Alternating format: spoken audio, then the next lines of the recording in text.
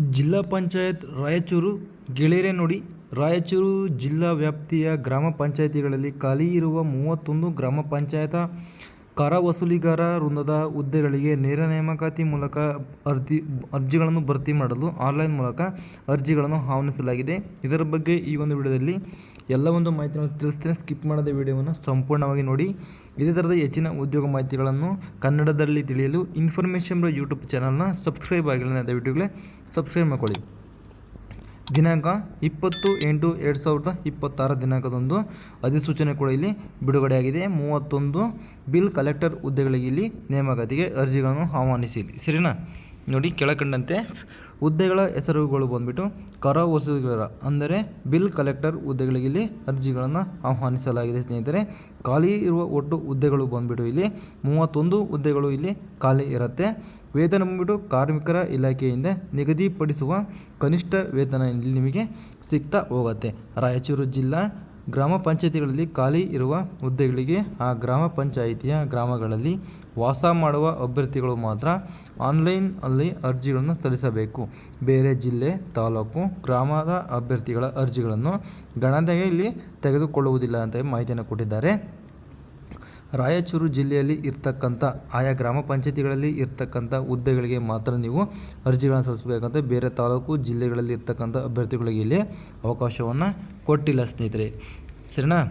ಹುದ್ದೆಗಳ ವಿದ್ಯಾರ್ಹತೆ ವಯಸ್ಸು ನೋಡ್ತಾ ಹೋಗೋದಾದರೆ ಬಿಲ್ ಕಲೆಕ್ಟರ್ ಹುದ್ದೆಗೆ ವಿದ್ಯಾರ್ಹತೆ ನೋಡಿ, ಕನ್ನಡವನ್ನು ಒಂದು ವಿಷಯವನ್ನಾಗಿ PUC ಅಥವಾ ತತ್ಸಮಾನ ವಿದ್ಯಾರ್ಹತೆಯಲ್ಲಿ ನೀವು ಹೊಂದಿರಬೇಕಾಗತ್ತೆ ಮತ್ತು PUCಯಲ್ಲಿ ನೀವು ಪಾಸ್ ಕೂಡ ಆಗಿರಬೇಕಾಗತ್ತೆ ಸ್ನೇಹಿತರೆ.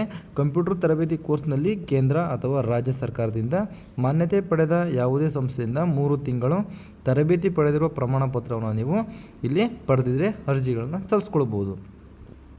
ವಯಸ್ಸು ನೋಡ್ತಾ ಹೋದಾದರೆ ಪರಿಶಿಷ್ಟ ಜಾತಿ, ಪರಿಶಿಷ್ಟ ಪಂಗಡ ಮತ್ತು ಹಿಂದುಳಿದ ವರ್ಗಕ್ಕೆ ಸೇರಿದ ಅಭ್ಯರ್ಥಿಗಳಿಗೆ 45 ವರ್ಷಗಳನ್ನು ಕೊಟ್ಟಿದ್ದಾರೆ.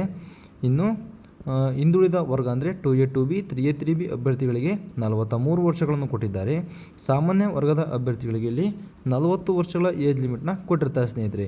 ಆಯ್ಕೆಯ ವಿಧಾನ ನಿಗದಿಪಡಿಸಿದ ವಿದ್ಯಾರ್ಥಿಯಲ್ಲಿ ಗಳಿಸಿದ ಗರಿಷ್ಠ ಅಂಕಗಳ ಮೆರಿಟ್ ಆಧರಿಸಿ ನಿಮಗೆ ಆಯ್ಕೆಯನ್ನು ತಗೊಳ್ತಾರೆ ಅಂತಲೇ ಹೇಳಬಹುದು. ಯಾವುದೇ ರೀತಿಯಲ್ಲಿ ಎಕ್ಸಾಮ್ ಇರುವುದಿಲ್ಲ. PUC ಅಥವಾ ನಿಮ್ಮ ತತ್ಸಮಾನ ವಿದ್ಯಾರ್ಥಿಯಲ್ಲಿ ತೆಗೆದಿರ್ತಿರಲ್ಲ ಆ ಮಾರ್ಕ್ಸ್ಗಳ ಒಂದು ಅದರ ಆಧಾರದ ಮೇಲೆ ನಿಮಗೆ ಇದಕ್ಕೆ ಹುದ್ದೆಗೆ ತಗೊಳ್ತಾರೆ ಅಂತಲೇ ಹೇಳ್ಬೋದು ಸ್ನೇಹಿತರೆ.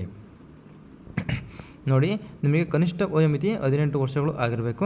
ಗರಿಷ್ಠ ವಯೋಮಿತಿ ಆಗಲೇ ಹೇಳ್ದಂಗೆ ನಿಮಗೆ ಆಗಿರಬೇಕಾಗತ್ತೆ ಸ್ನೇಹಿತರೆ. ಹುದ್ದೆಗಳ ವರ್ಗೀಕರಣವನ್ನು ಕೊಟ್ಟಿರ್ತಾರೆ.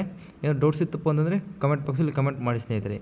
ರಾಯಚೂರು ಯಾವ್ಯಾವ ಗ್ರಾಮ ಪಂಚಾಯತಿಯಲ್ಲಿ ಖಾಲಿದೆ ನೋಡ್ತಾ ಹೋಗೋದಾದರೆ ನೋಡಿ, ರಾಯಚೂರು ತಾಲೂಕು, ದೇವದುರ್ಗ ತಾಲೂಕು, ರಾಯಚೂರು, ಮಾನವಿ, ಲಿಂಗಸೂಗೂರು, ಮಾನವಿ, ರಾಯಚೂರು, ಮಾನವಿ. ಸರಿನಾ? ಇಲ್ಲಿ ಗ್ರಾಮ ಪಂಚಾಯತಿ ಹೆಸರುಗಳು ನೋಡ್ತಾ ಇದ್ದರೆ ಈರಾಪುರ, ಚಿಂಚೋಡಿ, ಸಿಂಗನೋಡಿ, ಸುಂಕೇಶ್ವರ, ಆಮದಿಹಾಳ, ಕಾಳಾಪುರ, ನಕರಲದಿನ್ನಿ, ಬ್ಯಾಗವಾಟ, ಬಿಜನಗೆರ, ಯಾರಾಗೆರ, ಶಾಖಾವಾದಿ, ಉಟಕನೂರು ಈ ಗ್ರಾಮ ಪಂಚಾಯತಿಗಳಲ್ಲಿ ಇರ್ತಕ್ಕಂಥ ಅಭ್ಯರ್ಥಿಗಳು ನೀವು ಅರ್ಜಿಗಳನ್ನು ಸಲ್ಲಿಸಿಕೊಳ್ಳಬಹುದು ಸ್ನೇಹಿತರೆ. ಬೇರೆ ಯಾವ ತಾಲೂಕು ಮತ್ತು ಗ್ರಾಮ ಪಂಚಾಯತಿ ಅಭ್ಯರ್ಥಿಗಳು ಕೂಡ ಇಲ್ಲಿ ಸಲ್ಲಿಸಲಿಕ್ಕೆ ಅವಕಾಶವನ್ನು ಕೊಟ್ಟಿರುವುದಿಲ್ಲ. ನೀವು ಯಾವ ಗ್ರಾಮ ಪಂಚಾಯತಿ ಅಂತ ಇಲ್ಲಿ ನಿಮಗೆ ಕಮೆಂಟ್ ಮಾಡಿದರೆ ನಾನು ನಿಮಗೆ ಅಲ್ಲೇ ಒಂದು ಮಾಹಿತಿಯನ್ನು ತಿಳಿಸ್ತೇನೆ. ಅರ್ಜಿ ಸಲ್ಲಿಸುವ ದಿನಾಂಕ ನೋಡ್ತಾ ಹೋಗೋದಾದರೆ ಅರ್ಜಿ ಸಲ್ಲಿಸುವ ನಿಗದಿಪಡಿಸಿರುವ ಪ್ರಾರಂಭಿಕ ದಿನಾಂಕ ಬಂದ್ಬಿಟ್ಟು 20/8/2026 ದಿನಾಂಕದಂದು ಅರ್ಜಿ ಸಲ್ಲಿಸಲಿಕ್ಕೆ ಸ್ಟಾರ್ಟಿಂಗ್ ಡೇಟ್ ಆಗಿದೆ ಸ್ನೇಹಿತರೆ. ಅರ್ಜಿ ಸಲ್ಲಿಸಲು ಕೊನೆಯ ದಿನಾಂಕ ಬಂದ್ಬಿಟ್ಟು 3/9/2026 ಇಲ್ಲಿ ಲಾಸ್ಟ್ ಡೇಟ್ ಆಗಿರುತ್ತೆ. ಅರ್ಜಿ ಶುಲ್ಕ ಎಷ್ಟಿರುತ್ತೆ ಅಂತ ನೋಡ್ತಾ ಹೋಗೋದಾದರೆ ಸಾಮಾನ್ಯ ಅರ್ಹತಾ ಅಭ್ಯರ್ಥಿಗಳಿಗೆ 500 ರೂಪಾಯಿ ಇರುತ್ತೆ. 2A 2B 3A 3B ಅಭ್ಯರ್ಥಿಗಳಿಗೆ 300 ಇರುತ್ತೆ. ಪರಿಶಿಷ್ಟ ಜಾತಿ, ಪರಿಶಿಷ್ಟ ಪಂಗಡ, ಪ್ರವರ್ಗ 1 ಮತ್ತು ಮಾಜಿ ಸೈನಿಕ ಅಭ್ಯರ್ಥಿಗಳಿಗೆ 200 ರೂಪಾಯಿ ಇರುತ್ತೆ. ಇನ್ನು ವಿಶೇಷ ಚೇತನ ಅಭ್ಯರ್ಥಿಗಳಿಗೆ ಇಲ್ಲಿ 100 ರೂಪಾಯಿಗಳ ಅರ್ಜಿ ಶುಲ್ಕವನ್ನು ಕೊಟ್ಟಿರ್ತಾರೆ ಸ್ನೇಹಿತರೆ. ಅರ್ಜಿ ಪಾವತಿಸುವ ವಿಧಾನ ನೋಡ್ತಾ ಹೋಗೋದಾದರೆ ನಿಮ್ಮ ಗ್ರಾಮ ಪಂಚಾಯಿತಿಯಲ್ಲಿ ಯಾವುದೇ SBI ಶಾಖೆಗೆ ಭೇಟಿ ನೀಡಿ ಶುಲ್ಕ ಪಾವತಿಸಿದ ರಸೀದಿಯನ್ನು ಬ್ಯಾಂಕ್ನವರ ಹತ್ತಿರ ಪಡೆದುಕೊಂಡು ಸದರಿ ರಸೀದಿಯನ್ನು ಆನ್ಲೈನ್ನಲ್ಲಿ ಅರ್ಜಿ ಸಲ್ಲಿಸುವಾಗ ಕಡ್ಡಾಯವಾಗಿ ನೀವು ಅಪ್ಲೋಡ್ ಮಾಡಬೇಕಾಗತ್ತೆ ಸ್ನೇಹಿತರೆ. ಇದು ಖಾತೆದಾರರ ಹೆಸರು, ಬ್ಯಾಂಕ್ ಶಾಖೆ ಹೆಸರು, ಖಾತೆ ನಂಬರ್ ಮತ್ತು IFSC ಕೋಡ್ಗಳು ಇಲ್ಲಿ ಕೊಟ್ಟಿರ್ತಾರೆ ಸ್ನೇಹಿತರೆ.